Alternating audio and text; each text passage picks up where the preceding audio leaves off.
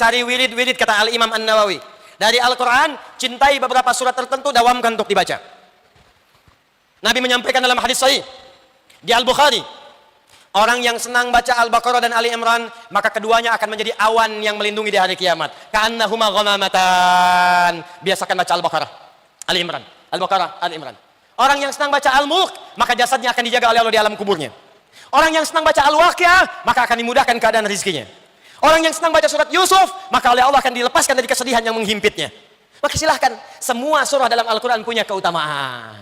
Maka silahkan Al-Baqarahan, Ali Imranan, An-Nisaan, Yasinan, Al-Kahfian, ya. Jangan cuma Qul Huwallahan, Qul Al-Falakan, An-Nasan. Cari ayat-ayat, cari surat-surat yang kita bisa jadikan wirid.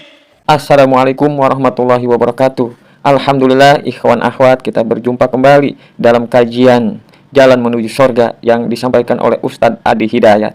Semoga bermanfaat. Sebelum kita ikuti, ayo channelnya di subscribe, like, komen, dan nyalakan lonceng notifikasinya. Yuk langsung saja kita simak bersama-sama berikut ini. Buka kitabnya Imam An-Nawawi sebelum menulis Al-Arba'in 42 hadis, Riyadhus Shalihin 1896 hadis. Sebelum menulis kitab Syarah Sahih Muslim 9 jilid, beliau menulis At-Tibyan fi Adab Hamalatil Quran. At-Tibyan fi Adab Hamalatil Quran. Klik di Google At-Tibyan Al-Imam An-Nawawi, keluar muncul. Cari terjemahannya. Kalau punya kitabnya cari terbitan Darun Nafais, halaman 52, paling kanan di pertengahan. Beliau menyampaikan ada kebiasaan salafus salih. Di sejak zaman dahulu, mereka kalau sedang akan tidur atau dalam kebiasaan hariannya punya wirid bacaan-bacaan Al-Quran. Nabi mencontohkan wirid sebelum tidur. Baca Al-Ikhlas, Al-Falaq, An-Nas, ayat kursi. Bacakan ayat kursi supaya mencegah setan mengganggu dalam tidur kita. Tapi setannya kuat, Ustaz. Tidak cukup dilempar dengan ayatnya, lempar dengan kursinya sekalian. Biasakan baca. Ternyata ada di antara orang salaf membiasakan baca Al-Baqarah karena ingin dinaungi di hari kiamat. Baca Al-Baqarah sebelum tidur, baca. Allahu Akbar. Saking dekatnya dengan Al-Quran, maka dia dijaga oleh Qurannya. Ternyata sekali waktu dia tertidur, belum sempat baca Al-Baqarah saking lelahnya. Tiba-tiba dia bangun pertengahan malam. Bangun. Temannya kaget terkena bagian tangannya. Dia bangun juga. Dia bertanya, "Madza bika? Kenapa kamu?" Kata orang ini, "Wallahi, ra'aitu fil manam laqad natahatil Baqarah." Saya tadi ketiduran. Dalam tidur saya mimpi diseruduk Al-Baqarah. Di saking seringnya baca Al-Baqarah, ayat itu, surat itu menjadi dekat dengan dia. Kamu belum baca saya. Bahkan sebelum datang hari kiamat untuk menaungi dia dari sengatan matahari yang sangat terik, di alam dunia pun dijaga dengan surat yang biasa dia baca. Jadi biasakan. Pasang target.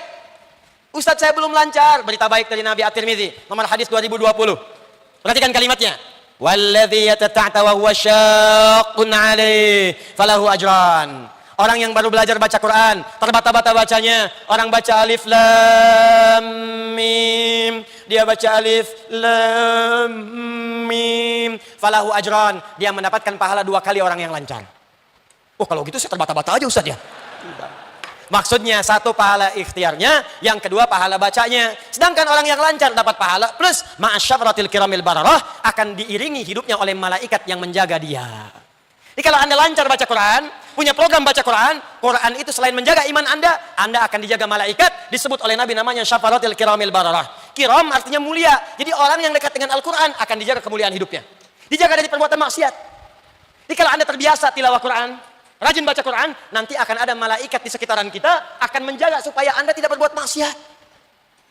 Sebab kalau Quran masuk ke dalam tubuh kita, yang kotor keluar. Malaikat menjaga. Cuman karena malaikat sifatnya goib, tidak tampak. Kalau tampak, Anda susah. Begitu mau jalan, sayap terbentang. Psst, kamu siapa?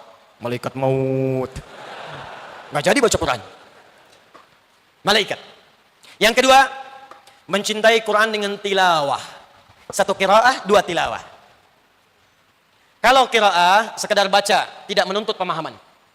Kalau tilawah, dari asal kata tala yatslu tilawatan, punya 3 arti. Al-qiraatu wal fahmu wal amalu bima fuhima. Baca, pahami, amalkan. Itulah tilawah. Makanya ketika ada orang baca Quran, cuma baca disebut qori dari qiraah. Tapi seringkali orang tua kita suka mendampingi dengan yang menerjemahkan supaya maknanya dipahami. Saat dia menerjemahkan, dia disebut apa namanya? Ada orang baca, ada orang menerjemahkan. Yang menerjemahkan disebut apa? Tuh, tilawahnya muncul. Sari tilawah. Sebetulnya cuma tilawah saja, nggak pakai sari. Cuman mungkin di Indonesia yang pertama kali tilawah namanya Bu Sari. Makanya disebut sari tilawah. Ya. Tilawah saja, tilawah. tapi tidak salah kalau yang disebut saja tilawah. Tilawah itu intinya menggali makna-makna Al-Quran untuk diamalkan dalam kehidupan. Nah, sekarang silakan, gak usah sulit-sulit. Yang kita butuhkan apa yang Anda kerjakan itu apa? Contoh, maaf, Anda sudah jadi ayah berapa tahun? Ibu di bawah sudah jadi ibu berapa tahun? Kenapa Anda tidak mengeluarkan ayat-ayat tentang ayah dan ibu? Pelajari, praktekkan, amalkan. Maka disitulah muncul samara, sakinah, mawadah, rahmah. Kapan samara itu muncul? Kalau Anda dekat dengan Allah. Karena itu keluarkan bimbingan dari Allah dalam Al-Quran. Dibawa ke rumah tangga. Anda pekerjaannya apa? Bisnis Ustadz, keluarkan ayat-ayat tijarah dalam Al-Quran. Bimbingan bisnis dalam Al-Quran. Anda kerja di mana? Di birokrasi Ustadz, diplomasi Ustadz, keluarkan ayat-ayat pemerintahan, keluarkan, praktekkan dalam pekerjaan Anda. Anda kerjanya apa? Saya masih kuliah Ustadz, keluarkan ayat-ayat ilmu dalam Al-Quran, praktekkan. Itu yang disebut dengan tilawah. Tafsirnya disebut tafsir maudhu'i, tafsir tematik. Mempelajari Al-Quran untuk mengamalkannya. Itu yang banyak dipelajari oleh sahabat-sahabat Nabi SAW. Kata Abu Abdurrahman As-Sulami, aku sejak belajar, akhadtu al-Qur'ana an qaumin. Aku belajar Quran dari sekelompok orang. Yang dimaksud sekelompok orang ini sahabat. Yang aku perhatikan mereka, kata Abu Abdurrahman As-Sulami, setiap mereka belajar 5 sampai 10 ayat, paling banyak 10 ayat, maka mereka tidak akan melanjutkan pada ayat setelahnya sebelum mengamalkannya. Baca, amalkan, baca, amalkan, baca, amalkan. Bahkan Amr bin As mengatakan, aku khawatir saat ini banyak orang yang belajar Al-Quran, sedikit hafalan tapi banyak mengamalkan. Tapi aku khawatir nanti di masa depan ada orang hafal Al-Quran semudah meminum air, kasyurbil ma', tapi sedikit dalam mengamalkannya. Dikata Amr bin As, aku khawatir nanti ada masa berlomba-lomba menghafal Quran, hafal, baca banyak, hatam, tapi mengamalkannya sedikit. Bahkan ada yang tidak mengamalkan. Hafal Quran tapi zalim. Ini yang kedua. Yang ketiga, ini bagian terakhir. Dan ini yang paling dahsyat. Mulailah kita dengan berusaha menghafalkan Al-Quran dengan tujuan mengamalkannya. Dikenal dengan tahfidz.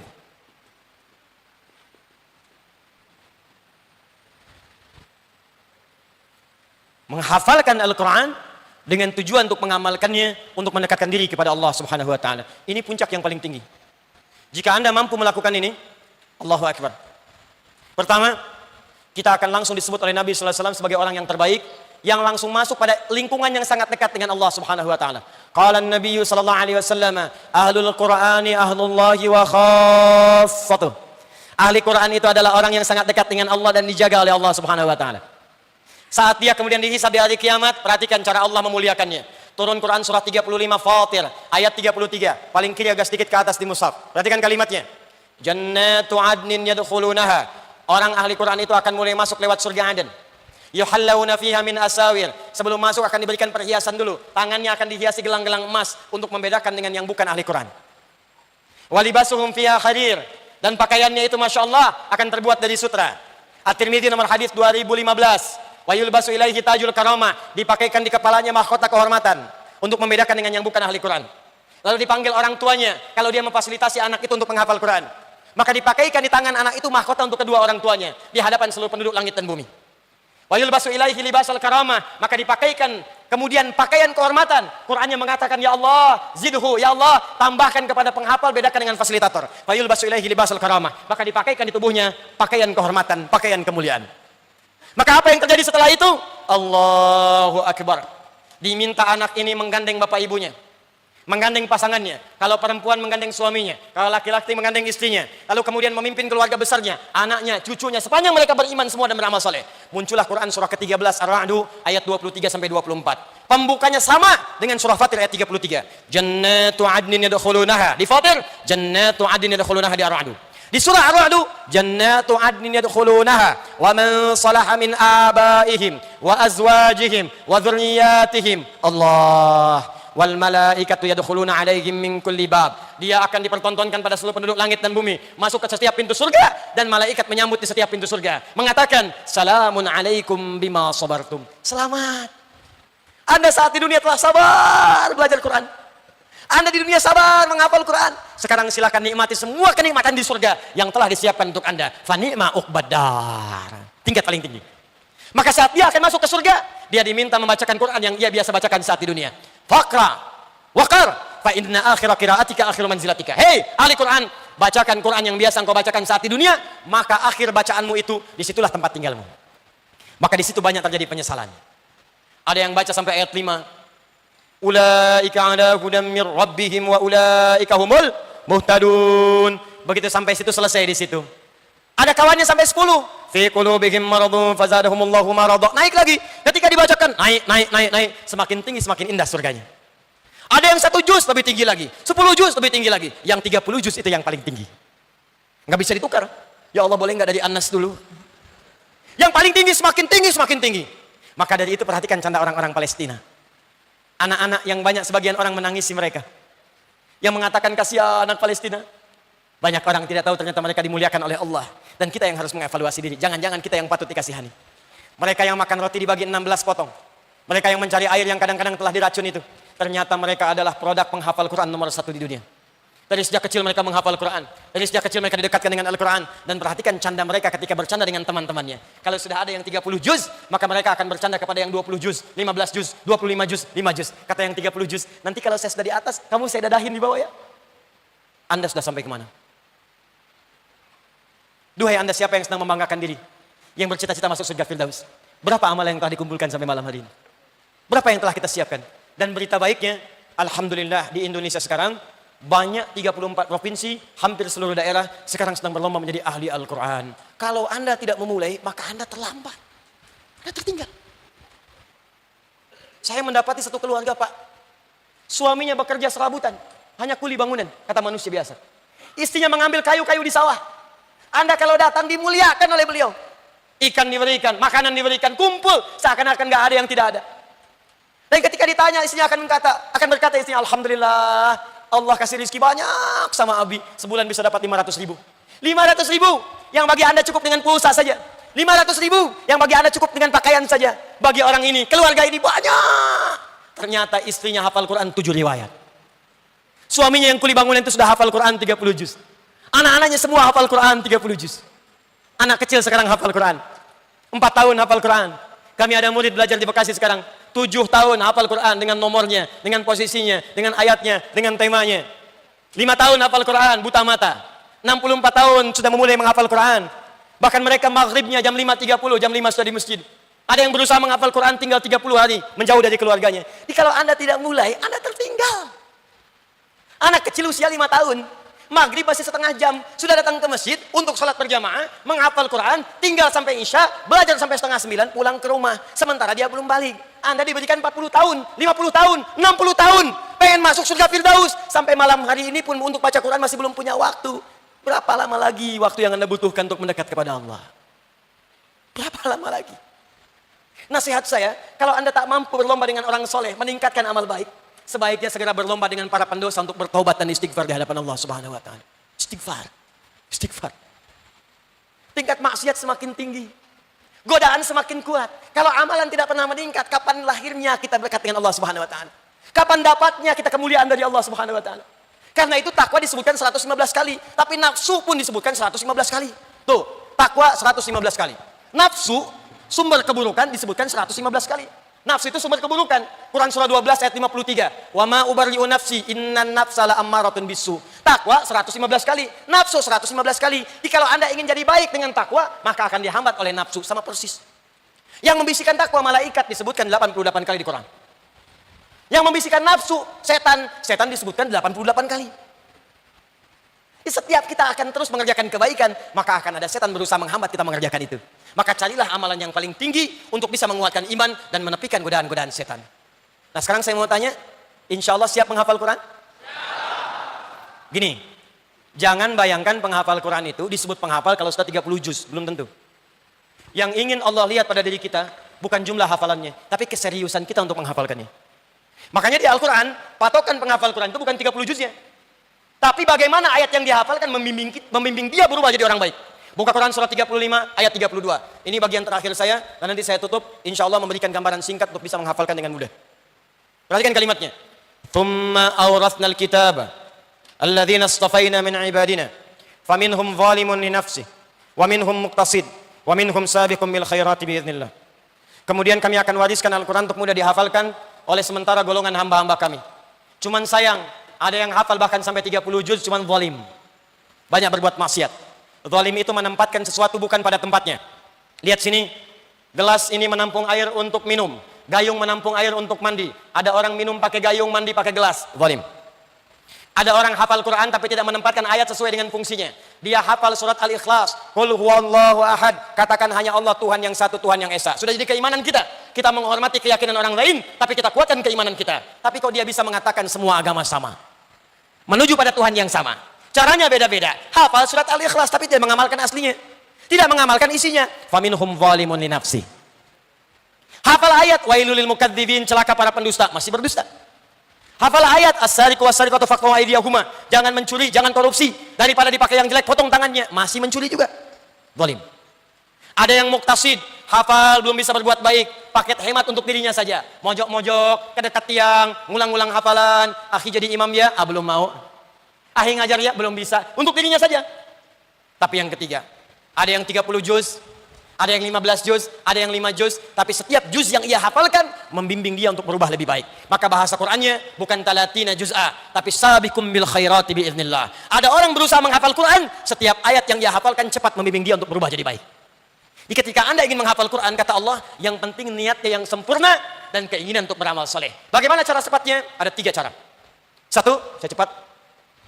Terdapat di Quran surah 96 ayat 1. Jadi cara menghafal Quran langsung dari Al-Quran. Ini bukan metode, tapi petunjuk Allah. Quran surah 96 ayat 1. 2, Quran surah ke-54 ayat 17, ayat 22, ayat 32, ayat 40. Bunyi ayatnya semua sama. Ketiga, ini puncak yang paling tinggi. Quran surah 75 ayat 16 sampai 18. Setelah ini baru saya ajarkan, kita simulasi sebentar. Paling cuma butuh waktu 5 menit saja. Saya ingin tunjukkan betapa kita punya kemampuan. Dan kita akan lihat selama ini kemana saja. Ternyata dalam 5 menit kita bisa hafal 5 ayat dengan nomor, dengan halaman, dengan posisi. Dan itu sangat mudah. 1, fokus. Ada pesan dalam Al-Quran, surah Al-Alaq, surah 96 ayat 1. Kalau Anda ingin cepat dimudahkan menghafal Quran, maka niatkan semua hafalan itu ikhlas karena Allah subhanahu wa ta'ala. Tepikan semua hal-hal yang menyertai kita. Keinginan-keinginan dunia. Termasuk keinginan jadi hafid, simpan saja. Terserah Allah. Mau jadi hafid, mau bukan, yang penting saya menghafal. Yang penting menghafal. Pernah ada seorang nenek datang pada saya, Ustaz tolong doakan anak saya jadi hafid. Saya bilang, Bu, gampang, ganti langsung saja namanya menjadi hafid. Nah ini canda. Tapi maksudnya, perhatikan kalimatnya. Nabi itu kedatangan malaikat menyamar. Mengatakan kepada beliau, Iqra. Iqra, baca. Apa jawab Nabi? Ma'ana biqari, saya nggak bisa baca.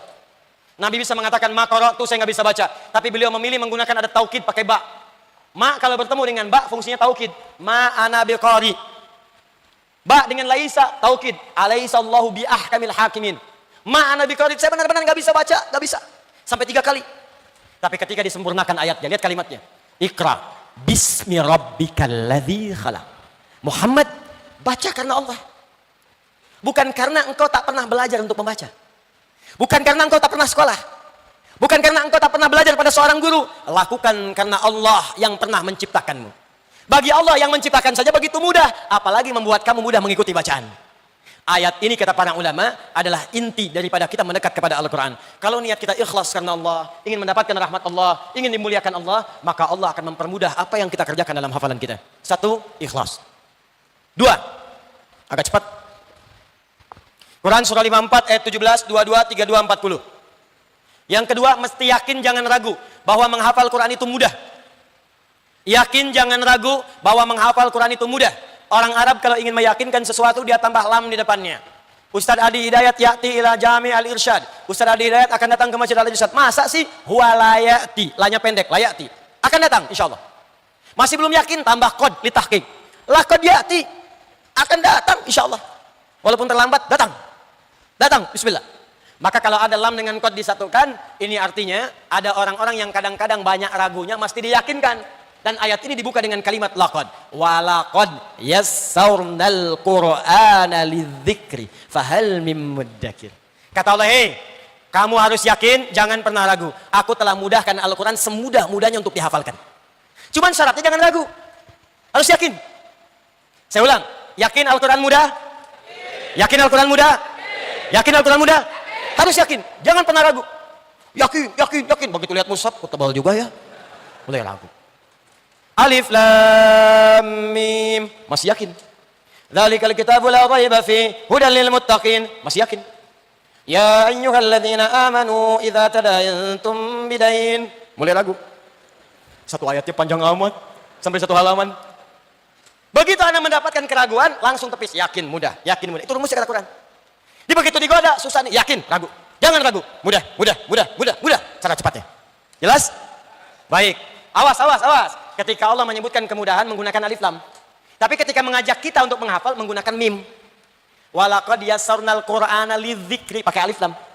Hurufnya pakai zal, da. Tapi ketika mengajak kita menghafal dirubah pakai mim, zalnya menjadi dal, mudakkir. Alif lam menunjukkan pada proses, mim menunjukkan kepada orang. Jadi menghafal Quran itu mudah, yang susah orangnya. Orangnya. Buktinya anak kecil bisa, orang dewasa bisa, yang melihat bisa, tak melihat bisa. Jadi kalau ada yang sulit menghafal Quran, bukan Qurannya, orangnya yang susah. Zal dengan dal, sulit mana mengucapkannya? Zal satu atau dal dua? Satu atau dua? Yang sulit itu yang kedua, dal, harful infijar. Kalau zal, harful rakhwah. Tapi kalau dal disebut harful infijar, mesti diledakkan dari dalam. Ada qolqolah, 5 huruf, qa, ba, jim, dal, kutbu jadin. Dal dari dalam. Makanya yang susah orangnya. Kenapa susah? Karena di dalamnya belum selesai faktor internal. Ada yang ragu, ada yang pesimis. 5 ayat mudah, begitu ayat ke-6 kok susah. Temannya berkata, Pak, kan saya bilang faktor U. Bukan usia, usaha. Itu poinnya. Terakhir yang ketiga.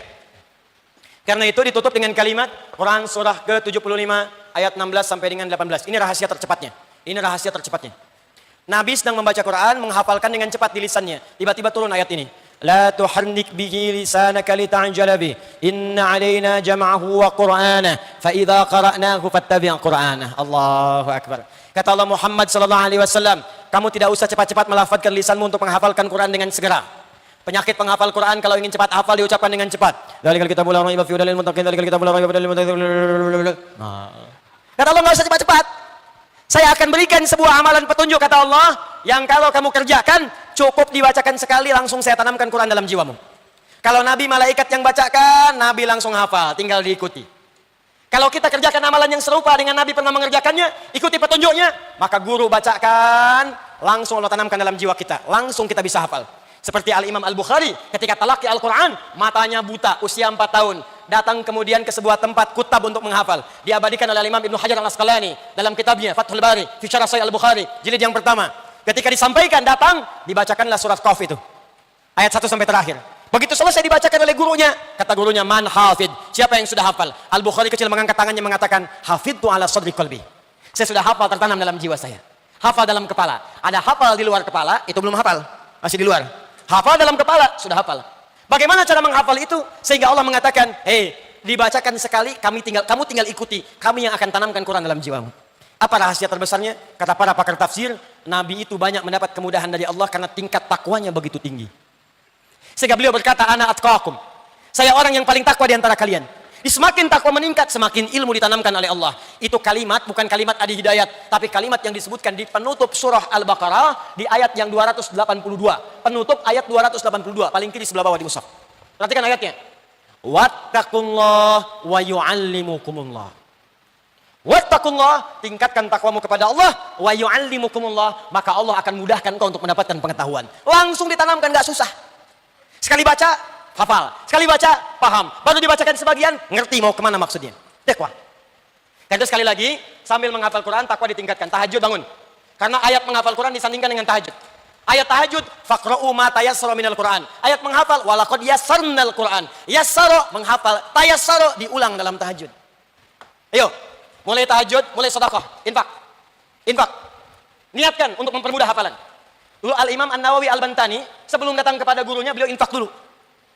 Apa niat infaknya? Beliau katakan, ya Allah, saya berinfak dengan niat ini supaya mudah belajar saya dari guru saya dan mohon tutupi aib guru saya dari pandangan saya.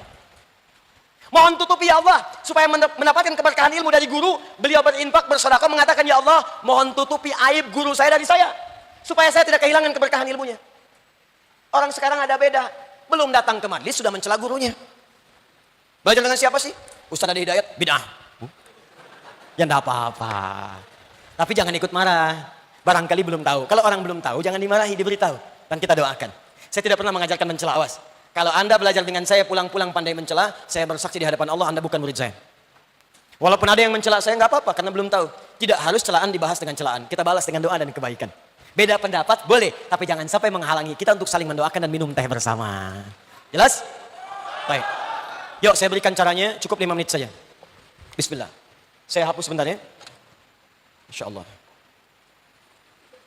Datang sendiri, terangkan sendiri, nulis sendiri, menghapus sendiri, luar biasa. Jamaah tinggal melihat, catat, masuk surga. Masya Allah. Alhamdulillah. Jazakallah khair. Alhamdulillah. Qala Rasulullah sallallahu alaihi wasallam, "Man dalla ala khairin falahu ajruhu mithla ajri fa'ilihi min ghairi an yanqusa min ajri syai'."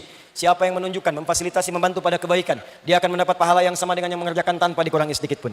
Masya Allah. Semoga orang yang menghapus dapat pahala yang sama dengan yang menulis. Ya, saya tidak harus menulis dulu. Fokus, sekarang kita mulai. Lihat sini. Saya cepat ya, karena waktu kita terbatas. Kita hanya 5 menit saja, kemudian kita berhenti. Insya Allah di jam 10 kita selesai dengan tuntas. Ya. Fokus, bismillah. Siap? Takbir. Menghafal Quran sulit atau mudah? Yakin? Yakin? Siapa yang mau jadi hafid? Angkat tangan. Ya udah ganti nama. Ikhlas. Ikhlas. Walaupun tidak 30 juz, kita berusaha dengan baik. Siap? Yang jadi hafid angkat tangan. Yo sini. Fokus, saya bikin garis dulu begini. Saya buat garis begini. Fokus, ini berikan sinopsis nanti. Semua keterangan saya Anda bisa temukan di buku At-Taisir. MZN, ada murajaah itu, nanti insya Allah akan ada video untuk memudahkan itu. Ini kanan. Ini apa? Yang ini kiri. Ini apa? Ini apa? Ini apa? Sekarang lihat. Kalau saya tunjuk ini berarti atas. Atas. Apa? Sebutkan. Kiri atas. Yang ini? Ini tengah. Berarti kanan. Kalau ini kanan. Ini kiri. Ulangi.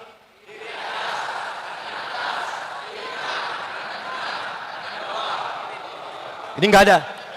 Luar. Siap ya? Jelas? Sekarang kita buka lembaran dulu Al-Baqarah. 1 sampai 5. Lihat sini. Karena letaknya di kiri, maka saya hapus yang kanan ini dulu.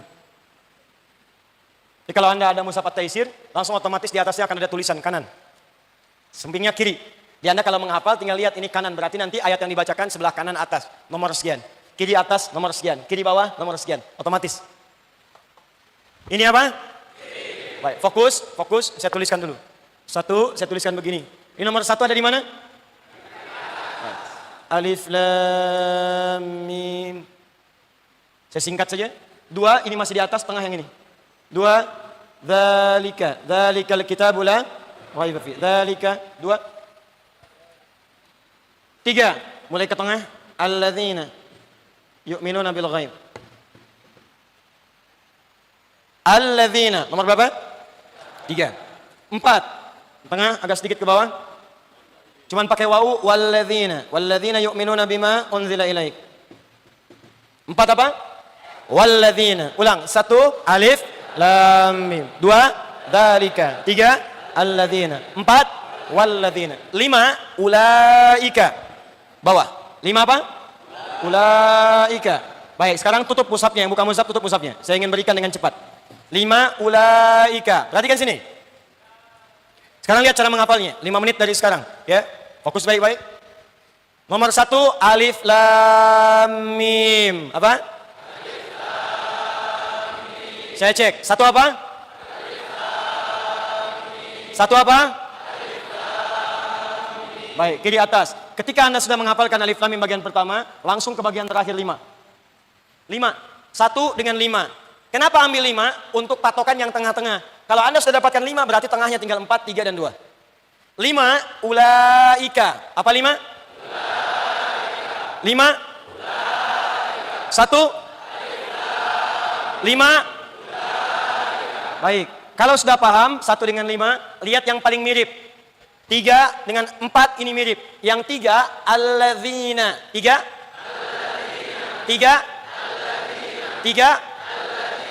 4 pakai wau walladzina. 4 3 4 5 1. Kalau sudah tahu bedanya alladzina walladzina tinggal 2. Dzalika. 2 1 2 3 4 5. Cuma 2 menit. Sekarang acak. 5 3 1 4. Sebutkan posisinya. Nomor suratnya apa? Nomor berapa? Posisinya di mana? Alladzina. Surat apa? Ayat keberapa? Posisi? Ulaika. Nomor? Surat apa? Posisi? Baik, sebutkan ayatnya, saya sebutkan nomornya. 1 4 5 3. Masya Allah. Nih, ini. Bukan, kosong, nggak ada apa-apa tuh. Jadi kalau di kepala kita sudah ada Al-Quran, maka semua akan tergambar Al-Quran. Ustadz Adi Hidayat, anaknya ada berapa? Alladzina yu'minuna bil ghaibi wa yuqimuna as-salata wa mimma razaqnahum yunfiqun. Ukuran peci, wa minan nasi may yaqulu amanna billah. Istri ada berapa? Alif lam mim. Apakah berniat poligami? Shadaqallahul azim. Gampang. Semua Quran. Sekarang kami kalau di at-taisir, murojaah sama anak-anak, nggak pernah nyebutkan ayat, nomor.